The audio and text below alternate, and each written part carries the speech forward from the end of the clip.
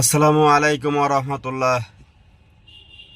আপনি মানেন আর না মানেন, কষ্ট পান দুঃখ পান, যাই হোক না কেন আমার কোনো যায় আসে না।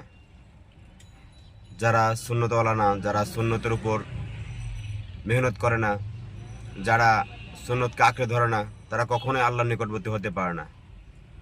কারণ আল্লাহর নিকটবর্তী হলে অবশ্যই নবী করিম সাল্লাল্লাহু আলাইহি সাল্লামের সুন্নতকে আঁকড়ে ধরতে হবে। কারণ নবী করিম সাল্লাল্লাহু আলাইহি সাল্লামের সুন্নত আঁকড়ে